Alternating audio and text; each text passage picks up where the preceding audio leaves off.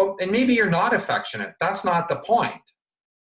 The point is that watching porn or having an affair is not a good way to cope with a lack of affection in your marriage. I can think of 100 better ways to cope with it than doing that.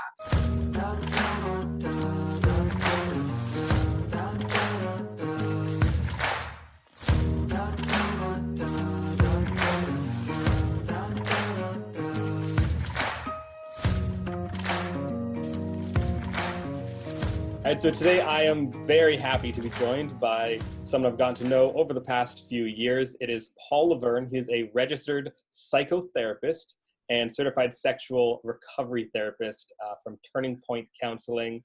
I will not say who, but I know several people who Paul Lavergne has walked with over the years in their journeys.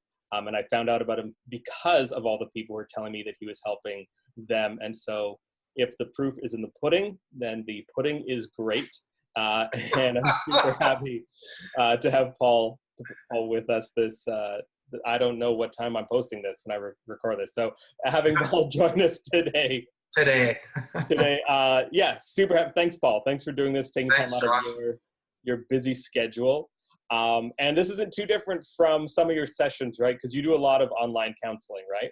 Yeah, I use Zoom a lot and do some video counseling. Probably every week I'm doing at least 1 or 2 sessions. So yeah, this isn't anything weird. Hopefully I can trick you into giving me some therapy, because I'm just gonna be like, as an example, if a 32-year-old male, with 4 kids had this type of very specific issue, what would you happen to say to him? Make an appointment. All right. So why don't you just start off, tell us a little bit about how do you even end up being something like a therapist who is specializing in sexual recovery? Well, years ago, I decided I had an experience where I knew actually in my therapist's office, where I had an experience where I knew I needed to be doing something like this with my life. It's the only way I can explain it, like a moment where I knew that's what I was going to spend the rest of my life doing. So that started the process to going back to school, getting my master's degree, getting training. And as a recovering person myself, I knew that I wanted to help people struggling with compulsive sexual behaviors or sexual addiction, whatever you want to call it. I use those terms interchangeably, porn addicts, okay?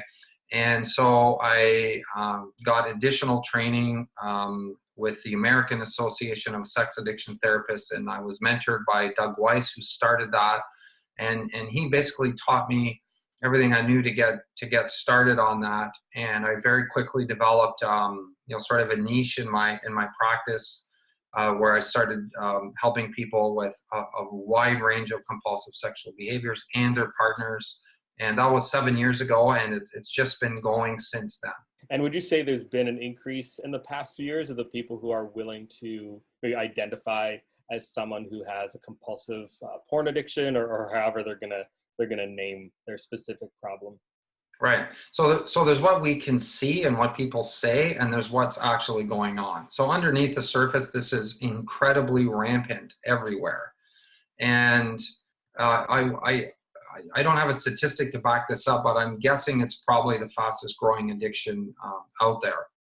I'm seeing more and more people all the time, and I'm hearing other therapists talk about seeing more people showing up in their practices talking about, porn and serial affairs and sexting and webcamming, all these things. And I actually started last year doing training. I started putting together training seminars for other therapists, so they at least had some sort of framework to start to help these people. Because the other thing was I was hearing stories over and over from clients that came in and said, I wish I would have met you like 3 years ago, 5 years ago, because we went to another therapist and we told them all this, and they basically didn't even know what to say, or they just gave us really bad advice. And it's not maybe because they're bad therapists, it's just they really don't know. And like anyone in working in mental health that was trained 10 years ago or more, is completely out of the loop, because the curve, like we're way behind the curve generally as a profession, because technology has advanced so fast in the last 10 years that like a lot of them aren't even like they don't even realize you can go on an app and hook up with a girl that day and have sex with her. Like that's just not something in their reality, right? So but it's slowly getting better. Yeah, this wasn't in my notes, but I was wondering, like, is it sometimes, as someone who is, I'm hoping, most therapists would be pretty healthy people, right? Like, you know how to stay mentally healthy. I like to think that. I like to think that. I don't know if I can confirm or deny that, Josh, but go ahead. We'll just leave it at that. Yeah. Do you have to put in effort, like you're describing, to understand what is going on today and understand what is going on with people, and just like the overwhelming way that technology is just kind of, I don't know what the proper word is, but the way it's affecting people's lives. Mm-hmm. And as someone who I would hope has like healthy boundaries and healthy routine and all these things, do you have to kind of try to like dive into people's world to really understand what's affecting them? Yeah. So you're talking about clients or other therapists? Like for clients to understand what they're dealing with. Like you said, when someone comes in and starts telling you about, this new app, Yeah. and as someone who I'm assuming is not completely addicted to your phone, you might be like, what are you talking about? Yeah. So because I've been clean and sober from porn for 14 years, I run the risk of being a little bit out of the loop too, because even 14 years ago, like for example, I never watched porn on my phone. So because I didn't have a smartphone 14 years ago. And a lot of the apps that were around, I'm not personally aware with, but I educate myself. Like if someone says, the other day, someone was like, well, I'm meeting girls on Meet Me or something. So I'll go on Meet Me and just look at it, and then I'll delete it off my phone, like that kind of thing, so I can, because I think it's important to know like what people are actually dealing with. So yeah, but no, I don't need to go on Pornhub and watch a couple hours of porn so I can really relate to my client. Obviously there's a line there that you don't cross, and that would be breaking one of my bottom lines, which is no porn. So and even just as another note, like even researching this stuff, I had a period of time where there were a lot of people doing a lot of good, serious articles, films, documentaries about the world of pornography, and even the bigger picture, how it ties into human trafficking and prostitution. And so I would watch some of those things, and you do get exposed to some stuff. And then I kind of hit this wall where I was starting to make me sick, and I had to stop. I just couldn't watch, I just couldn't watch any more of it. And porn from when I was, last watched it 13, 14, 15 years ago, it's much, much darker and degrading and abusive and vile than ever. So that's a long answer. I don't know if I answer your question, but, Yeah. So let's jump into what it takes to get free. So what would you say, as someone who's obviously walked with people who have really succeeded in their goals to find freedom and wholeness, and obviously you've had clients who have whether quit or just not been willing to make the changes in their life that they needed to succeed. What are some of the main characteristics of the person who really does find the freedom they're looking for? Okay, that's a great question. And, I thought you posed this to me a few days ago, and so I kind of boiled it down to 4 points. It could be 3, it could be 10 probably, but we don't have all day, right? How long do we have? Do we have all day? I could talk all day about this. It'll just take more editing. No more editing, right? Okay. So I boiled it down to 4 things. So number 1 is pain. As strange as it sounds, you have to experience a degree of pain, especially men, before they're motivated to change. And in my experience, no one changes until there's pain in their life. And basically change happens. It's sort of like this. Everyone has this scale inside of them, an internal scale. And when the pain of staying the same outweighs the pain of changing, then they'll change. Because change brings a sort of pain as well. There's unfamiliarity, there's uncertainty about the future, there's the fear of failure, there's the work that's involved, right? So what brings guys into my office, women too, but mostly men, is they're going to lose their job, lose their relationship, lose their wife or girlfriend, lose their kids, their family. They've been arrested. They're going to lose their job. And that's what provides the motivation. I don't provide motivation to people, right? I can't. They have to provide the motivation. Some people can think their way through to the motivation, and on a basically rational level, like, this is happening in my life. If this continues to happen, my life is going to be much, much worse. And therefore, I need to take steps to change that. But that's probably like, 1% of people. Most of them are in here because some kind of drama got them in. They got caught. They're going to get kicked out. And that's what gets them in the door. But the second thing I would say, number 2, would be a person needs to come to a deep understanding that they've lost control and can't stop on their own. All right. And as amazing as it is to me now, all the years I acted out with porn from age 10 to age 36 or 7, it never once entered my mind I'm addicted to pornography. Never once entered my mind. And most people will go years thinking it's fine, I have it under control, and until they really come to this realization that this is beyond me. That's really like in the 12-step programs, they call it step 1. And step 1 is we admitted we were powerless over our behavior and our lives become unmanageable. And so there's the idea of powerless is interesting, and it basically is an understanding that you come to that I can't get a grip on this without some kind of intervention.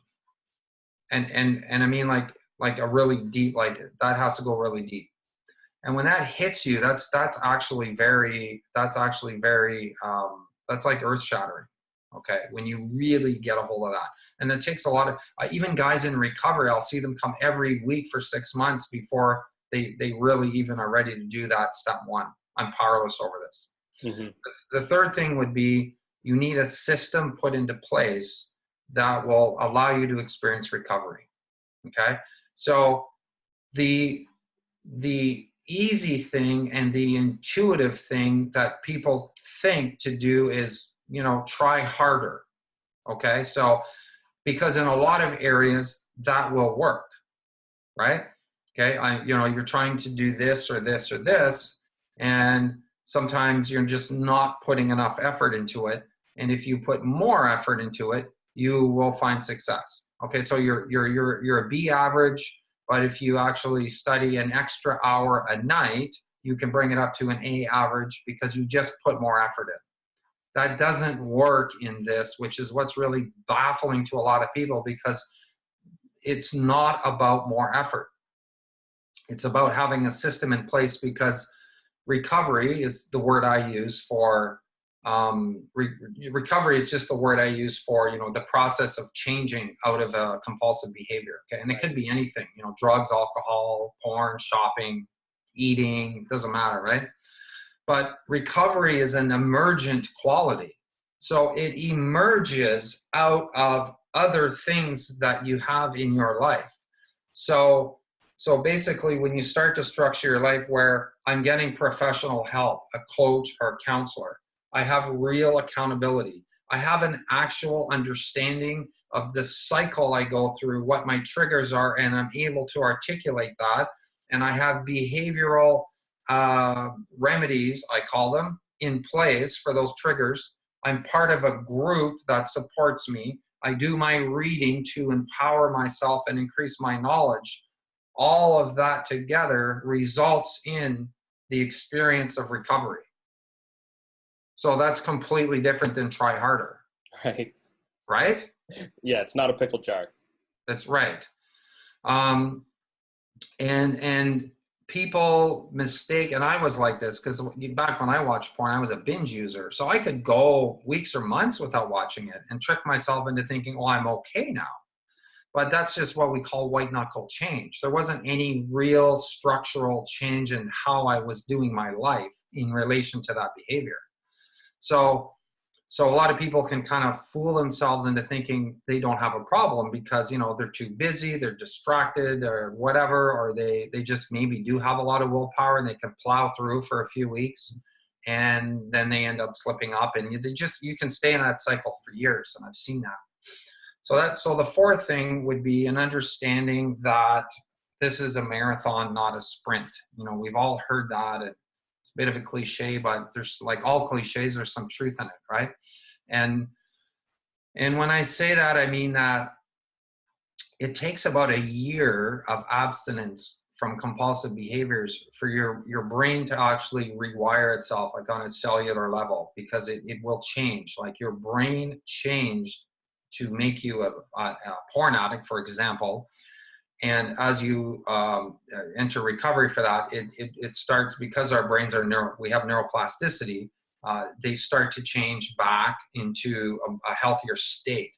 But that takes about a year. And then if you're in a relationship, it's 1 to 2 years to restore trust with your partner.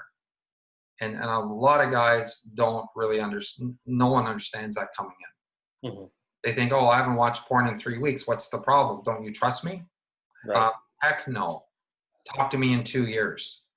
Okay. And that's just how it is, because there's no way to rebuild. Once you break trust, it's so fragile. Once you break it, there's no other way to rebuild it except time plus consistency. Mm-hmm. That's it. So recovery is really about progress, not perfection. And that's a healthy mindset, because don't expect, we really, really live in a culture of quick fixes and easy solutions to things, right? Mm-hmm. That's not what this is. This may be the biggest commitment that you'll ever make. Right. Yeah. That's great. So I had to pick 4 things. I'd say that there's other things too, but that would be it probably. Mm-hmm. Yeah. One of the questions we get the most, I think, is from people saying, how healed do they need to be before considering entering into a romantic relationship? Okay, so first of all, I'll take your word healed, and I'm gonna tweak that, because I'm not sure there's an actual way to quantitatively measure how healed you are. Okay, so I'm gonna use the word behaviors. Okay, so I don't believe what people tell me. I believe what people do. And the truth is found in the behaviors, not in how healed you think you are. Okay? So let's use the word sobriety. So sobriety is abstaining from certain behaviors. And that means that in order to start this process, you need to set bottom lines as a baseline. So to measure your progress, you need a baseline. So in my case, no pornography, no masturbation, monogamy, no lies or secrets. Okay. So when I say I've been sober 14 years, I am, what I'm saying is actually meaningful, because it refers to a specific set of behaviors. You know what I mean? Yeah. As opposed to, I feel really healed right now. It doesn't mean anything really. Okay. Like, I know what you're getting at, but I'm just kind of changing the question a little bit so I can answer it better. It makes a lot of sense. Right. So once you do that, you sort of have like a way to measure. So, okay. So if I've been sober for a week, does that mean I'm ready to take on the commitment of a relationship? Probably not. Okay. As a rule of thumb, I'd say 6 months is a good measurement. Okay. And I say 6 months because anyone can do anything for 3 months. All right. A lot of people can just plow through with willpower, or they're busy, or they're working overtime, or they've had a major life event that got them distracted. They're not in recovery. They're in distraction. Right. Like when my first son was born, I didn't act out for a year, because I just went through this wonderful, oh, I'm a dad and I'm going to be a new man. and this is, I'm not that guy. And it was just a combination of like that. And I was part of a kind of a men's group, which sort of helped, but I didn't have all the pieces in place, and it lasted about a year, and then I just went right back and carried on for another 15 years. Okay. So if you're, and so I don't want you to be sober like by fluke. Okay. I want you to be sober by intentionality. There's a big difference between randomly sober, like I fluked out and didn't watch porn for 6 months, and it's just because you found a new job and you in forestry and you got shipped off in the middle of the woods where you can't actually access an internet signal. That's not recovery. Right? So I'd say before you go into a relationship, you need a system, which is kind of what I talked about a second ago. Right. Systems in place. You have a coach or a therapist, a group, accountability. You know your triggers. You understand the cycle. Okay. You have to have that in place, and 6 months of sobriety. Yeah. So it's like you said, when you have not just the baseline behaviors that you mentioned, but it's like, do you have a track record of the system of doing all the right things? Right. And yeah, like I always try to encourage people, and when they talk about, can I be in a relationship? Do you think I'm in the right place? And it's like, have you done enough of following through on on the person you want to be in the life you want to be living, enough that you even trust yourself?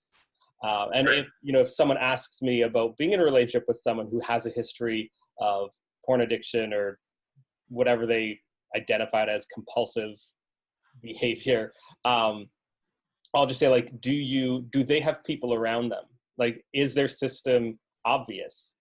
Right. Like, so, like I always told people, my wife doesn't have to like constantly be like checking out what I'm doing and all the time, but she knows that there's people in my life who I walk with and who I'm accountable with.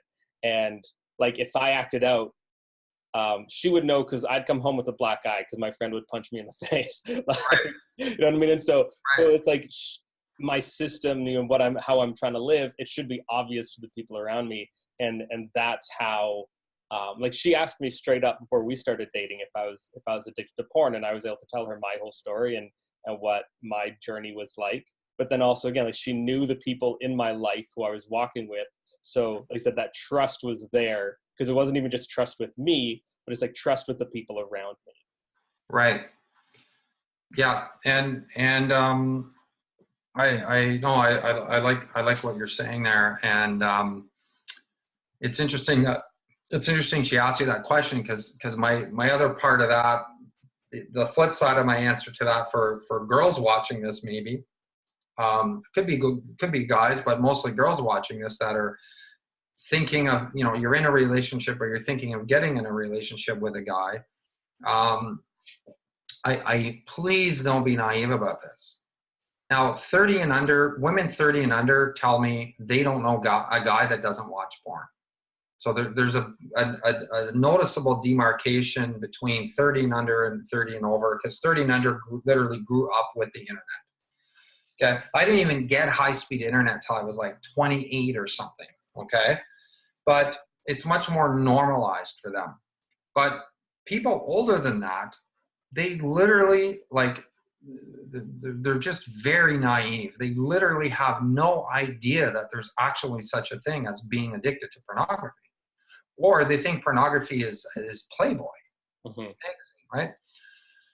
So I tell girls, and I don't know if this will be suitable for your audience, but I tell girls, don't ask guys if they watch porn, because they'll lie to you. What you want to say is, do you want to watch porn together sometime? And you'll get the real answer. That would work. Right. So if they're like, oh man, yeah, let's fire it up, then they love porn. If they're like, oh, sorry, but like, that's not my thing. Okay, you probably got to keep her there. Right? Yeah. But you need to ask these questions. These aren't first date questions. These are, I think this may be getting serious questions. How much porn do you watch? How long have you watched it for? And have you ever tried to quit? And how did that go?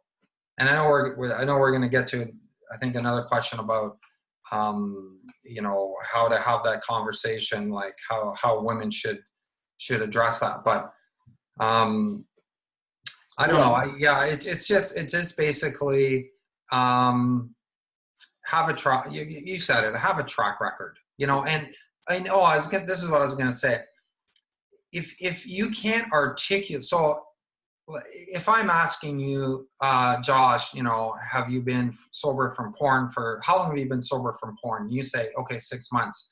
And you can't articulate exactly why you've been sober for 6 months, then you're just a fluke still. I don't trust your recovery. Okay. But if you're able to say, well, Paul, the reason I've been sober from porn for 6 months is, you know, I really understand what my triggers are. Okay. I make sure I'm never bored. When I'm home alone, I make sure I don't have access to devices because I know I'm vulnerable. You know, I have a great social life and I feel connected. You know, I see a coach whenever I need to tune up. And, you know, I was part of a group every week for 3 months. So I could tell my story, get rid of the shame, and realize that I'm not alone, and I never have to feel isolated. I'm much happier with that answer. Right. Right? Yeah. Like I always say that if a guy doesn't have a story of how he got free, then it's not true. Right. Yeah, exactly. So you're not listening to the yes or no answer. I'm listening to the story. I want to know the story. Right. Like I can articulate it. I can articulate exactly how and why I got sober and remain sober. It's not a mystery. If it's still a mystery to you, then you're just fluking your way through still. Yeah.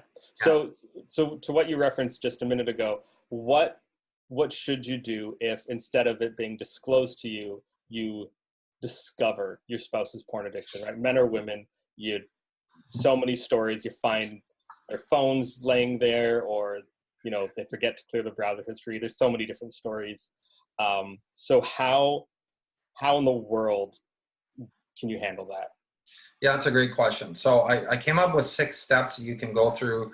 You know, it could be 5, it could be 10, but these are 6 useful ones. So first of all, and I'm going to just assume you're a woman discovering it on a guy's phone, okay? And believe me, there are so many ways guys get caught, Josh. I think I'm going to write a book one day. I'm going to compile them all into a list of, and I think I'm going to call it, I can't believe you're this stupid, or something like that. And you know, just a list of ways, like I mean, like guys, like people that have Apple devices really need to understand what syncing is. Now, maybe I've just enabled men to hide their behavior better by giving them that warning, but you know, that's just an example of how things get caught. But here's the first thing. So women, remain calm. And I know that's really easy for me to say, but it's important that you remain calm, because this is the discovery. We have a word for this. Therapists call this discovery, or D-Day. Okay. Discovering a secret sexual behavior is very intensely personal. And they've studied this, and about 3/4 of women say there's no difference emotionally than between discovering a secret porn addiction and discovering an affair. Okay, emotionally to them, there's no difference. Okay, so it's like you're cheating. So guys, did you just hear what I said? It's like you're cheating on your wife. And I know one of your favorite excuses is, well, it's not cheating, or at least I'm not having sex with real women, because these are powerful thought distortions that enable you to resolve your cognitive dissonance in that brief moment that you feel a pang of actual insight into your behavior and you think maybe you should stop. And that's what kind of gets you over the hump to act out. But this is like cheating to your wife. So, number one is, so this is for the wife or the girlfriend. Ask him the full extent of his behaviors. You're going to interview him. How often? When did it start? And where and how does he access it? Number 2, expect a lot of defensiveness, minimizing, justifications, and excuses. Okay, depending on the guy. Okay, you may not get that. but the chances are you will at least get a degree of that up front. And he may even try to blame you for his actions. Okay. Well, if you had sex with me more, I wouldn't have to watch porn. You literally would hear those words. So let me translate that. It's your fault that I'm doing this. Let me blame my poopy behavior on you. Okay. Don't let that happen, please. All right. So if you can't see through that, now you can see through that because I just said it. Okay. Don't be blamed for his choices. Because, or if you showed me more affection, I wouldn't have to find it elsewhere. Well, and maybe you're not affectionate. That's not the point. The point is that watching porn or having an affair is not a good way to cope with a lack of affection in your marriage. I can think of 100 better ways to cope with it than doing that, right? Number 3 is explain how you feel. Try to explain to your partner how you feel, because he won't get it. Most guys won't get it. He'll see that you're angry. But, here's what a lot of partners have told me. After the initial shock, there's the betrayal. I'm not good enough. I can't measure up. I'm unwanted. I feel neglected. I can't compete with those girls. I can't compete with porn. So I feel completely powerless. I'm disappointed. I'm disillusioned, and my trust is shattered. So try to convey that. Number 4, set your boundaries and expectations. Explain there's a bar or a standard. And, I challenge girls especially the 30 and under, the millennials. They're like, well, I don't know a guy that doesn't watch porn. I'm like, well, they're out there. I know they are. And you're allowed to have the bar set higher than that. Okay? Because you will get what you settle for. It's that simple. And believe it or not, guys, most of them actually like to be challenged. We tend, I think, to want to rise up to that. Okay? So set your boundaries and expectations. And it sounds something like this, I'm not interested in sharing you with pornography. I'm not interested in being in a relationship where pornography is a part of that. And I expect that you observe some bottom lines. I use that word going forward. No porn, no talking to other women, no masturbation, no lying, ever. And then there's a couple of things going after that. Number 5 would be consider installing a filter. So a good filter would be, X3, Covenant Eyes, Net Nanny on the devices, and they are softwares that you download, and they do 2 things. They block porn, and they send a report to you.